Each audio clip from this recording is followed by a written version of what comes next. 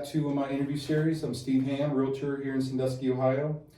I no longer can call this series Park Bench because they're no longer around, unfortunately. So it took me some time to revamp this whole thing, but I'm going to call this new series Sound Off with Steve is the new catchphrase. Kind of a tribute to my old military days where if you're in a large gathering, someone's talking, you can't hear them, who's ever in charge would say, sound off with what you got to say or sound off with your name. So that's what I thought was pretty fitting for this. So Sound Off with Steve will be the new one unless I come up with something new or else. Other than that, I am a realtor here in Sandusky, Ohio, but I'll get into that toward the end of this interview and how you can get a hold of me and how you can be a part of this interview series as well. But this will be my first interview of the new year, so my first guest, of course, lucky you, is Jeff Wagner. So thanks for being here and doing this interview. You're more than welcome. He is the owner of Jeff Wagner Music and Wagner's DJ service. So Jeff, tell us a little about yourself, where you're from and where you grew up and all that kind of stuff. Originally from Napa, California, born and raised there, and moved out here probably about 93, I believe it was. Still in high school, so still getting to know myself and learn new things about the area I lived in. So with the love of music, I just pretty much grew from there. Okay. So what brought you to Ohio? Just cost of living. A different atmosphere for our family. Okay. Any brothers and sisters? I have a sister. She's older or younger? She's older. Okay. Where does she live? She's in Bellevue as well. Oh, okay. So. All right. No brothers or anything, or? No. How about mom and dad? Mom and dad live also in Bellevue. Oh, really? Yes. Okay. What does your dad do? He is retired from the Sheriff's Department in Erie County. Congrats to him. Nice. Yeah. And your mom? And mom is retired from different insurance companies that she worked at. Oh, okay. Good. Yeah. Any kids? I have a daughter that's 12 years old. Her name is Bryn. Okay. Your wife? Wife is Shelly. What does she do? And she works in billing for a neurologist in town. How long have you guys been married? We've been married since 07. Nice. Mm-hmm. Oh, congratulations. Thanks. Good deal. All right. So what got you into the music business? I was probably about 15 years old. But then, like I said, growing up listening to music, listening to records with my parents,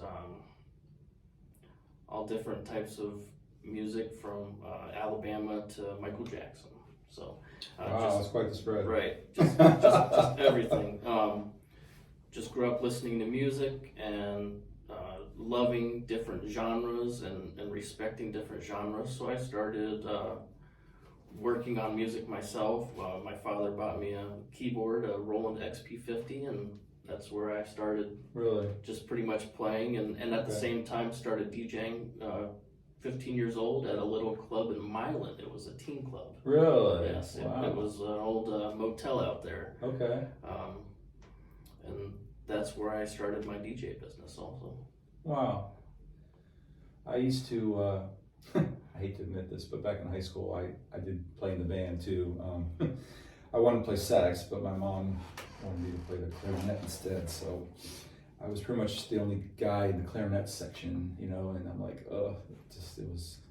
it was all right, I guess, but I always wanted to play the sax or the drums. So I think later on, I actually took like private lessons for the sax, private lessons for the drums, but I think when I realized just how hard it was to learn new instruments, it didn't last long, unfortunately. But I think nowadays, I wouldn't mind learning like how to learn to play the piano again or play the drums, you know, because I think it'd be kind of cool and stuff, but trying to find the time to do that would be almost impossible. But anyway, I do have some kind of a music background. I think it's pretty cool and stuff like that.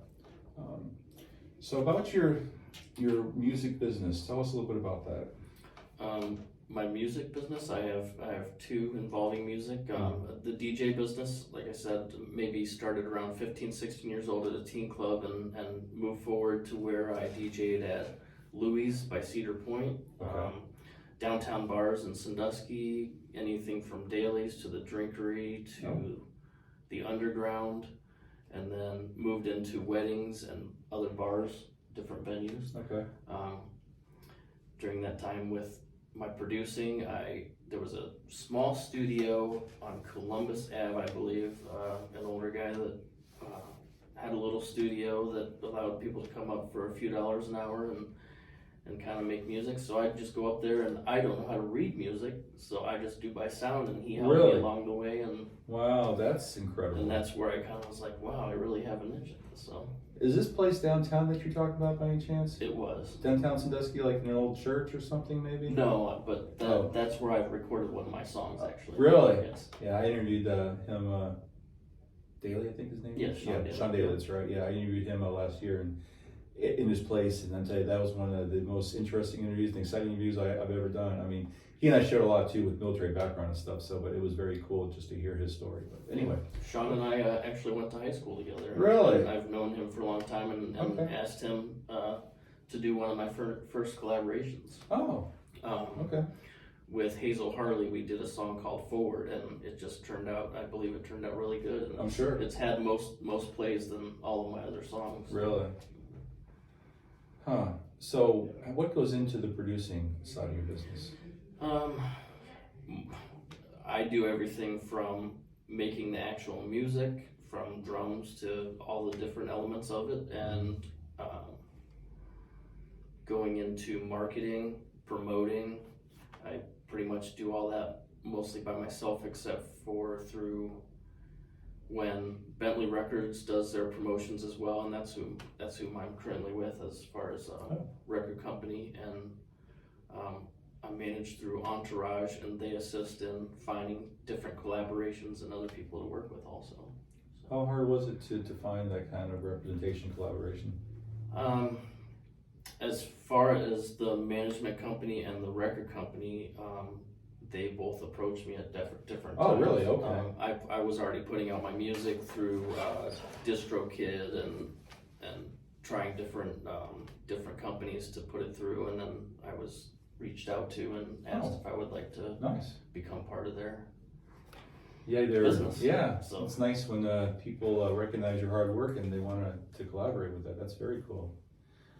So with the DJ thing, like, how did you learn to do that? I mean, just kind of on your own, or? Years of practice. I mean, I'd sit home and practice. Spin it? Going back and forth, yes. And, just to use a bad term, but that's the only one I know. So. Right. So, I mean, when I would DJ at different clubs and bars and wedding venues, just pretty much practice like anything else. And you get better with it, and you start learning the different types of music and the genres to mix together.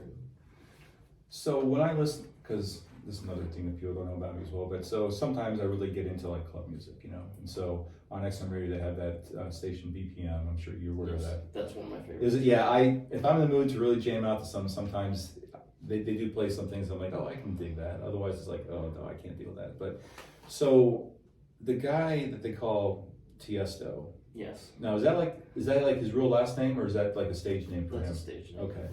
Now he's pretty good. So do you kind of like want to be at his level one day, or what do you think about him? I think I'm pretty close to that level. Really? As far as the music production is concerned. That's the kind of music I like to do. I work with electronic music, different genres, subgenres of electronic music, being drum and bass, house music, techno. Yeah. I mean, I used to go to the bars a lot in Cleveland on Sunday nights, and that's where I got my love for the electronic scene. Yeah. And the type of music and just the way it makes you feel. Yeah. If you want to go out, forget about stuff for a while, just sit back and listen to certain songs, just with the love I have for music, that it pretty much drew me to want to try to, I know I can make that, I know I can do that. So. Yeah, I was a techno geek growing up, especially the 80s, and I think like electronic definitely kind of is in what I liked a lot, and depending on who does it, there's certain songs that have been remixed, and I'm like, that sounds pretty good, or others I'm just like, oh my god, why'd you do that? But yeah, so I think he's pretty good. There's a few others I can't remember the names of, but wow, okay. So where do you see your business going in the next, let's say, 5 to 10 years? I'm just going to continue what I'm doing and live my life, and kind of, I'm not going to quit. Yeah. Because you know, when you It's quit, your passion. it's not going to happen. Right, So, absolutely. So you have a passion for it then, I guess. absolutely. Yeah. Just continue to make the music, and I'll be doing it for the rest of my life probably. It's just a good a good therapy, I call it. You know. Sure. So yeah. If you love what you do, you're not really working then, right? Right. Exactly. That's what I kind of tell myself, and it's true. I mean, it's some days it's probably harder than others, but yeah, I mean, music's a good way to relieve stress or just kind of escape away to other places when you're trying to just break free from reality, essentially. Right. So, Absolutely. Cool. So, what are your like hobbies other than that, or do you have any? Oh man. I just enjoy time with my family, and we camp, and I actually DJ at our campground. I'm a resident DJ there. It's Got a Getaway in Bellevue, Ohio. Which campground are you at? It's in between Monroeville and Bellevue. Okay. It used to be Lazy J's or Something went off Highway 20, is it? Mm-hmm. Yeah. Is it? Yeah. So if you're going down Route 4 and 20, make a left turn, and that's the one. That's the one. So, I got my wife's friend has a camper out there. I know him. Of course you do. You knew where I was going with that. Yep. Yep. We hang out and play cornhole all the time. Yeah. Wow. Talk about a small town. Wow. Yep. So okay. So I play there, and actually that's one of my favorite gigs. I mean, I love doing weddings and bars. I kind of shied away from bars because it's just not my thing anymore. Yeah. When you get older, you kind of want to do more things family oriented, which I play at the campground, play pretty much everything from the 50s till now, and people seem to enjoy it. You know? Some people want a quiet atmosphere, but at the same time they also want, you know, music and like making memories and remembering stuff in their past. Right. I remember this song. Right. You know? Yeah. Oh yeah. Yeah. Then it takes them back. So sure. That's my goal, is pretty much. Okay. I want to bring my love for music and have others enjoy it just as much as I do. That's awesome. So do you ever, I mean, like coming down to like Sandusky area and work with people like with producing stuff, or besides Sean Daly or anything like that? I haven't really, no. Okay. I've just reached out to certain artists through the through Instagram or anywhere online, and if I like what they're doing, then I try to work with them, and if not, you know, if someone comes along, then I'm willing to work with. So just trying to stay consistent with what I'm trying to build for myself. So absolutely. Interesting. So we talked about your hobbies. Just briefly, I guess. So you were in law enforcement. What were you exactly, like a sheriff, or what were you? No, I do hospital. Oh, hospital security. Oh, okay, all right. So what else should people know about you that they don't already? Like, what are some of your like fears, maybe? Oh, fears. Anything that to do with family, you know, you always fear certain things. Family, okay. You know, anything bad happening to family or myself. You know, I think it's more myself and not being able to be that support system for my family. Don't sell yourself short. You'd be amazed when the situation comes up, you know, how you would react to that. Are you like afraid of like, let's say like heights or spiders or anything like that? No? My wife always looks at me like, what are you afraid of? What scares you?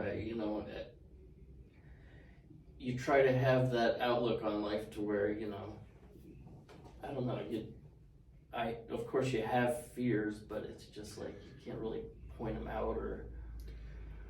You know, I just realized, I feel bad for this now, but we've met before though, haven't we? Mm-hmm. I thought so. You were at like hospital. Yeah, as a security guard. I'm like, it just didn't dawn on me. I haven't worked there in like over a year. I'm like, just now, like, you look so familiar just now. That explains everything now. Okay, my bad. That's right. Oh God, I think sometimes when people are outside the work environment, you just don't, out of the uniform, you just always recognize them. Like what happened with Sean Daly. You know, I interviewed him. And then I walked in and he was getting a haircut at the barbershop where I interviewed the owner too. He was sitting there, he's like, hey, how's it going? I'm like, oh, great. I'm thinking, I don't remember you, you know? And he's like saying, oh, you can, you know, show my interview now because there was some stuff going on in his life that he didn't want to let certain people know about just yet. I'm like, okay.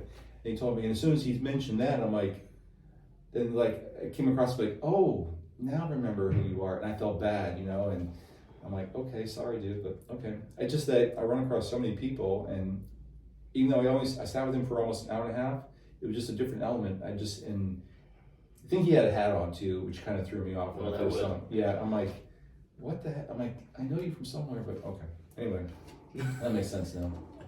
That's all going off on a tangent. Okay, so no fears. I know for me. Oh, I'm sure there's fears, but yeah, you just haven't. I kind of block stuff out. Okay. After certain incidents in my life, I kind of try to stay away from that. Okay, so. That's fine. I won't get into that.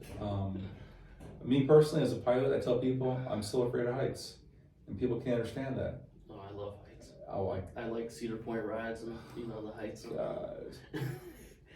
To be a pilot, that's kind of strange. That's everyone says, yeah. And I tell people, okay, so one, I'm in an enclosed machine, I'm strapped in, and three, I control what's going on. Then I don't have any problem, you know. But you put me in a roller coaster where I'm strapped in, my feet are dangling, and you know, from perception, you know, especially like the gatekeeper ride, you know, I'm afraid my feet are gonna hit one of those thread needles that you're going through, whatever else, you know. Or my fear was the top thrill dragster before they've redone it, which I haven't been on since then. But I don't remember getting on it too often because it was always closed. Yeah. Well, my wife's like, you're going on this thing. And it was one night, and it was like half an hour before the park was supposed to close. The winds had finally died down, so they opened the park back, or opened the ride back up. And I'm telling you, my hands are starting to sweat just walking through the line. She started kind of laughing at me. And we get in the second car from front. I'm like, oh my God. I look over her. My face was like white as a ghost. I was pale. And you know, all they have is that, you know, they have a seatbelt and then the bar, and that's it. I'm just like holding on for dear life because I knew as soon as we move forward, it stops. And once it kind of comes back, it's like, you're about to go. I mean, it only lasts for like 32, 33 seconds, but I only opened my eyes 3 times on that ride. When it first took off, at the very top for a split second, and then like on the way halfway down, I'm like, oh, that wasn't so bad, you know, but I'm just like. Then you kind of miss the fun of it. Yeah, I mean, but, you know, if I'm more strapped, give me a shoulder harness to strap in, I'm good. Mm-hmm. But if I don't have that and that feel like you're coming up, some people love it. I'm just like, I don't know, but I mean, other than that, I don't mind roller coasters, but I think I'm getting to a point. Like when I rode Gatekeeper the last time I did it, I actually had to sit down for like half an hour because my body, there's so much stress it put on me that I'm like, I need a break. I can't even continue down the park right now. You know, I'm like, that's too old for me. So yeah, as I've gotten older, I've gotten, you know, when I go on, I usually get dizzy or something. So I tell my daughter, I feel bad. I'm like, mommy's gonna have to go with me because this ride I just can't do, like the spinning rides. Oh no, I can't do that either. So, every once in a while I'll go on a roller coaster. I used to go on them all the time when I worked there. Yeah. I worked at Cedar Point for maybe 7 years and I just went on them over and over. Yeah. So I don't get so excited like I used to, but. Okay. But yeah, my wife, we haven't gone there in a few years now, but when we go, she'd have to go on most of the rides because there's some that I just wouldn't do. And the girls were like all about it, you know. I'm just like, okay, well, I'm a little bit, I'm sorry, I can't. What's that one, the wild one that's in the very back? That's like you're riding the Bronco. I forget what it's called, but that one right there, you know, it's got like the 92 or 93 degree dip after a while and stuff. Is that Steel Vengeance, the new one? That's Steel Vengeance, but there's one that's kind of next to an older one. I forget what it's called, but yeah, that one kind of will put your back out of whack if you're not careful. So, okay, so we talked about some hobbies and stuff like that. Where do you see yourself, where do you see yourself in the next few years doing? Continuing with my music, hoping to collaborate with some bigger artists. Yeah. Of course, you have to invest in yourself and in your business, so sometimes the money's not there. So I just look at it as if something comes along, it's meant to be. You know, it doesn't hurt to ask around and you know, talk to certain people, and I keep in touch with certain artists. And anyone like famous we would know or anything? There's a few that I kind of go back and forth with. I've actually worked with Dantes. He's called the Prince Regent of EDM in Chicago. Okay. And I did a remix, helped him with a an album, and I did a couple remixes for him, 3 remixes. Okay. So I'd like to just continue doing Sure. either remixes or making my own music, Sure. and the remixes always seem to come out really good too. So Yeah, cool. I just want to continue to do Yeah. that, and like I said, it's my therapy. So I'm gonna kind of keep it going with however long I can. So Okay. What kind of like equipment do you have that you mix with or produce? I use FL Studio, and that's been around for, it used to be called Fruity Loops, but it's FL Studio. It's a computer-based program, so I Okay. pretty much moved from my keyboard that I had, the Roland XP50, which Yeah. had drums, everything, Oh, okay. all the instruments. So it's Okay. just a band and Yeah. a keyboard. So now the computer, I mean, you could go online and buy different kits to get different drum sounds Okay. and effects. So I use several brands to buy off of and make my own sounds. So Wow. Interesting. Yeah. So I also dabble in, well, I've done some voiceover work, but audiobook narration. Now, I guess my question is, you wouldn't be able to like edit raw audio footage or audio stuff, would you, to make it sound like clear again? Yeah. You can do that? Okay. Because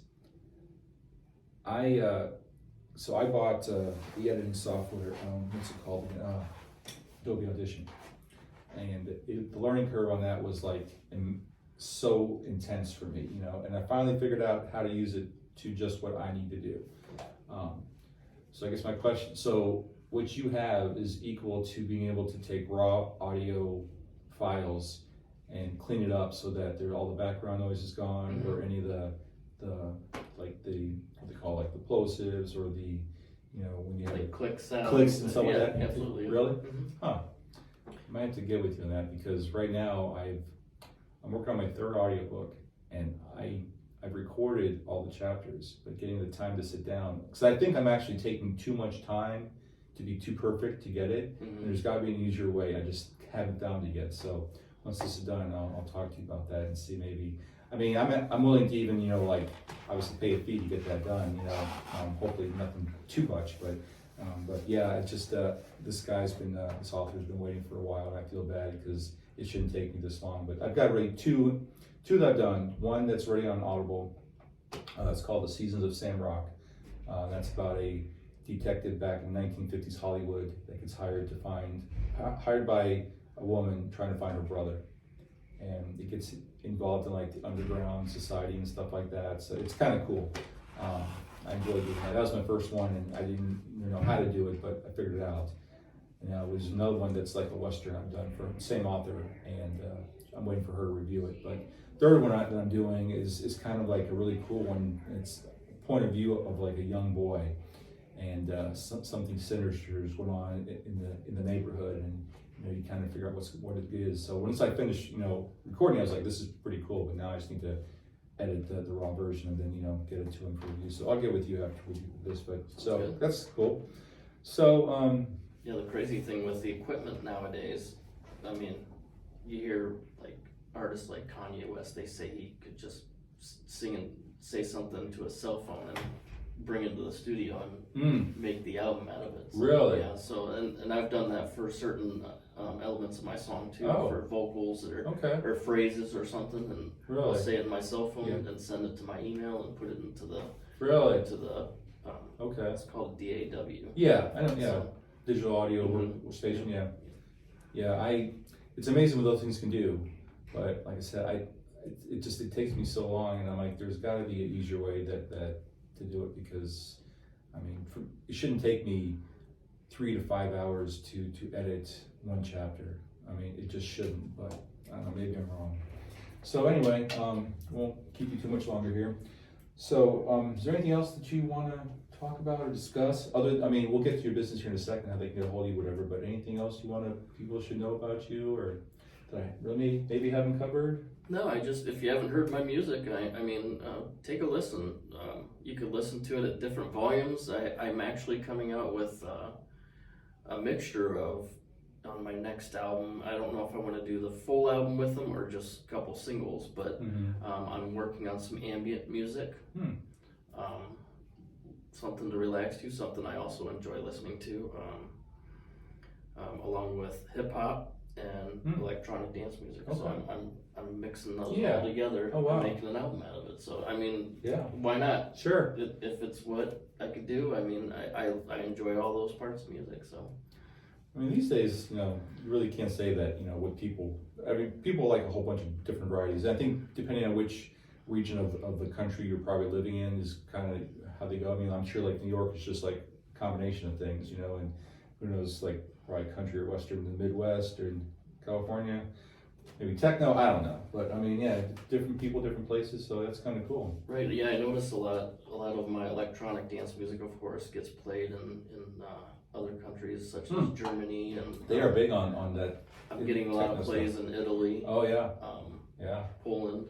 I mean, it's crazy to see Russia who's probably listening. Yes. Oh yeah. Who's listening to your music, and it's like, wow, I'm glad I'm reaching to that wide audience, to see what talent I have to put out there. So that's cool.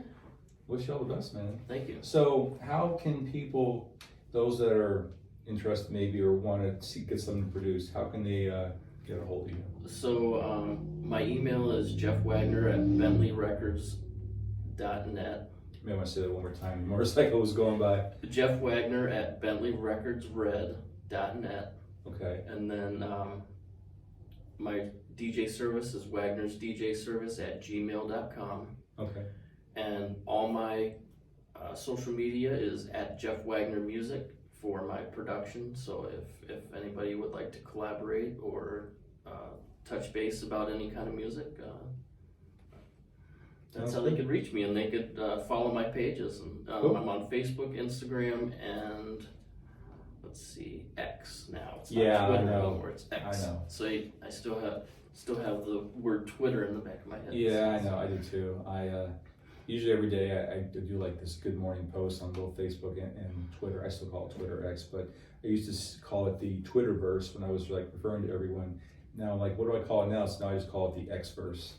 I mean, I think it's fitting. So they know what you mean. Yeah, exactly right. So I think there's some people who look forward to seeing my tweets or posts every morning. So my wife kind of makes fun of me about it, but I'm like, that's just my wife saying, hey, I'm here, I'm alive, and there's what's going on, and if I'm posting about like real estate stuff, it's not like that I'm trying to brag about it. It's just I'm trying to show people that I'm busy, I'm getting stuff done. So I'll get to the real estate stuff in a bit, but that's kind of why I do it. Even with the acting stuff, actors don't post maybe some do, I don't know, to brag about how either good they think they are or anything like that. But if I'm posting about acting stuff, it's like, hey, somebody reached out, they want an audition for me, so I am auditioning, or I just got booked for a role.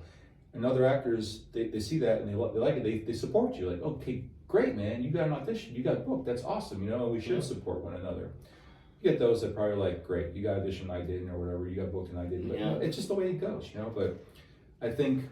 Well, when you're working for yourself, you have to put that out there. Yeah. And when you're the person that's marketing and promoting, I mean, that's what you have to do, to put your name out there. And I do the same thing, day to day, I'll go on Instagram and be like, okay, I'm going to put one of my songs out there, or I'm going to put that I'm available on Amazon Music, I'm available on YouTube, all the different platforms. I mean, my record company puts me out on 260 plus. Wow, that's awesome. Streaming platforms, nice. So that's why I'm sticking with them. Absolutely, yeah. Shoot, yeah. So I mean, you have to do for yourself. If you're promoting what you like, and you're not always bragging. You're just proud of what you've established and accomplished, and you want to share it with people. Yeah. And you have to use the motivation from yourself to kind of push it out there. Every day, yeah. I mean, this may sound like, I don't know, either naive or whatever, but, when I wake up in the morning, I look forward to either one, working in real estate again, seeing what new opportunities come up, and I look forward to that every day, and some days it's harder than others, but I promote myself daily, and, I engage with people, and I practice what I preach in my marketing, that, I do try to provide the best service for every client. I try to be as responsive, to text, emails, and phone calls, whatever else, the best I can, because I preach that, and I think people want that in return. I mean, if you're working with a real estate person or whoever, you want them to be as professional as they can be, to know that, hey, yeah, okay, I got you. We'll do this. Some people, maybe not as responsive, but I like to be, and my wife still gets on me sometimes, like, you're always attached to your phone. I'm like, well, it's part of my business. Right. Same. I got to do it, Same. and you have to provide for your family, and Yeah. you also need to do what's best for you and your mental health, and yeah, and pushing forward, showing, I care about people. Yeah. So Me therefore too. I'm doing my job in the hospital world, Mhm. or I'm doing my music or yeah, DJing. So right, that's showing my contribution Yeah. to society, Sure. to where Yeah. I care about people, and I want them to maybe take a piece of what I've given and be like, make them feel good, or Sure. like I said, at the campground playing yeah, the music, Yeah. Sitting back by the fire, just enjoying, man, that song from the 70s. yeah. Oh yeah, no, Yeah, it sets a mood. It really Yeah, does. so- I mean, some of the nostalgia comes back in there. I'm never at that campground again because my wife's one of her best friend from nursing school obviously has a camper out there, and if we ever go out there and stuff, and I'll make sure I look you up, and Yeah, we'll be I may just need to record one of your sessions or whatever else, and then and help promote you with that kind of stuff, because I'm all about trying to help other people as well, and I'm a firm believer in karma. It'll come back to you, and Absolutely. so I just, for me, like with social media and stuff, what my manager says, you're planting a seed for the future, so I can't expect instant gratification from a Facebook post. Mhm. Now sometimes I'll get a message through like Messenger or whatever. I'll say, hey, I saw your post about this and blah blah blah. And then I've also learned too is that if someone's, let's say, looking for some property, ask me if something's available, I'll say no, it's not, but I can help you, if you want, and leave it at that. If they don't respond, then fine. If they do, great. But I don't believe in being that like a pushy salesman, because a lot of that turns people off, Yeah. So I take the other approach where like, okay, I'm here if you need me. And maybe I'll send, reach out maybe once or twice more. If I don't get a response back, I'm like, okay, well then I get the picture and I'll stop. Or maybe, a few months down the road, maybe I might say, hey, by the way, how's it going? Is there anything I can do for you? And kind of leave it like that. That's kind of my way of approaching it. And it seems to be working because people, have responded in a positive way to me once they realize that I'm not just like a used car salesman, which people think that real estate agents are just maybe one step above or below. I'm not sure, but Sometimes you have to be pushy in certain you situations. kind of have to know when, Right. yeah. But I mean, for me, I'm like, I don't, if someone really likes the place, I'm like, well, do you want to put an offer in? I'm like, I don't do that. I'm like, well, if you're interested, then let me know, or maybe take the night. But if there's like multiple offers, like, okay, you may really want to think hard about this and let me know. Mhm. Usually if we're doing a 30-minute property showing, usually within the first 15 minutes, they'll kind of know whether they like it or not, and I mean, there's certain sales techniques you can use to like kind of push them in the right direction, but it's the biggest purchase of their life. They're spending a lot of money, and I don't take that lightly, so I'm not going to push them to something that they're not sure of, Mhm. like, you'll know for sure if you like it or not. That's when you have to like, okay, let's be aggressive with our offers and stuff, and kind of how the market's working, and kind of just explain that to them, But if I don't make the sale, I'm okay with it, only because I have supplemental income that I'm comfortable with. So, but I still enjoy doing the job. Mm-hmm. So that kind of maybe gives me a little bit of an edge where I'm not worried about making every sale, but as long as I can make that connection with them and hopefully maybe future business, it would be awesome. That's kind of the way I see it. So. Looks like our time is just about up with you, because I know you said you have to be here about an hour. So we talked about your business and how you can reach you. I'll make sure under the comment section for this video that I'll get your information right down, so it'll be actual written there as well, so people don't have to try to record or rewind the video like, what did he say, how to contact me again? So we'll have that all that information there as well. So so as far as for me go, my little real estate pitch here, like I said, I'm not with Park Bench anymore, but this is the Sound Off with Steve series now. If you want to be a part of this, you can contact me at Steven.Hamm with 2 M's at remax.net, or you can even text me 931-217-6880. But I said I am a real estate agent here in Sandusky. I specialize with assisting first-time buyers, military relocation, also with foreclosures and short sales. So if you have to be in a foreclosure situation, don't think you're going to lose your house. There might be a chance that it could be saved. Can't make any promises, but I have training in how to help and deal with that. So feel free to reach out. Or if you have any general real estate questions at all, just feel to reach out. I'll be more than happy to help you. I am very responsive to text, emails, and phone calls the best I can be. I feel that regardless of the price range you're looking for, every client deserves the same type of work, or response from me. So I'll work hard regardless of the price range that you're looking for. Or if you need to sell, it is seller's market, so feel free to reach out for me for that, and I can help you list your property and get you the best sales price we can and get it sold fairly quickly. I actually just had a listing go up Saturday morning, and just before this interview, the seller accepted an offer, so it was pretty much within 48 hours we were under contract. So stuff can go quickly. So I will work hard for everyone to get it done, regardless, buyer or seller. So other than that, like I said, to reach me is Stephen.Hamm@remix.net, 931-217-6880. But Jeff, once again, thanks for being here. Thank you. We'll definitely get your stuff promoted with you. So it's Jeff Wagner Music and Wagner's DJ service. Other than that, you guys take care. This was, like I said, the first interview of the year. There'll be many more to come, hopefully. So look forward to getting maybe some emails and text messages from those of you that want to be a part of this. Hope so.